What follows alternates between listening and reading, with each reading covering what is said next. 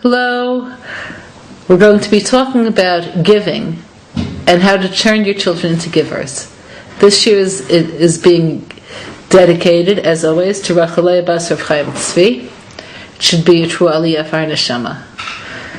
Okay, children when they're born don't like to give. What does a baby know about giving? They know about taking, and this is how they're created. They don't know about giving, and they don't know about sensitivity to other people. And the reason for this is that the neshama habahamit, the animal soul, is the soul that a young child hears. So what you want to do as a parent is to teach the child to hear another voice in addition to the voice of their animal self. Now you could say, why do this? Nobody would ever ask that question. If you ask people, do you want your child to be a giver or a taker? Of course they say giver. But we live in a materialistic society. In a materialistic society, giving is ridiculous because if what counts is material reality. In a material sense, the more you give, the less you have. In a spiritual sense, the more you give, the more you are. But in a material sense, giving is always loss. So the first step in being mechanech your children to be givers is to question your own attitude towards giving. So make a little bit of a cheshbon nefesh. It doesn't have to be, one of these major elul cheshbon nefeshes.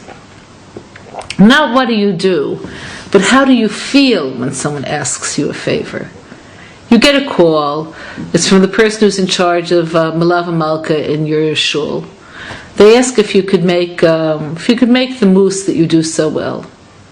Not will you do it or won't you do it. That's a different question.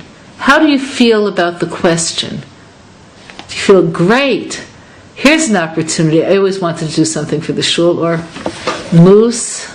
I can't believe it. I'm the only person in the world who can make mousse. Like, why can't they just buy mousse? Okay, whatever.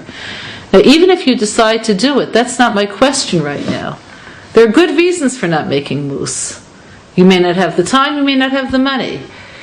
But I'm asking you about your feelings about giving. How do you feel when your friend asks to borrow money? Let's say it's serious money. Let's say she's in crisis. Not pikuach nefesh crisis, but very serious overdraft crisis. Now, you may do it for her, but how did you feel when she made the request? Did you say, she's my friend, this is where I'm going to put it down on the ground. This is where I'm going to show her how I feel about her. Or was it, once you get money and you have friendship, bad combination. I guess I'll have to give her because there's no choice, but I wish I didn't answer the phone.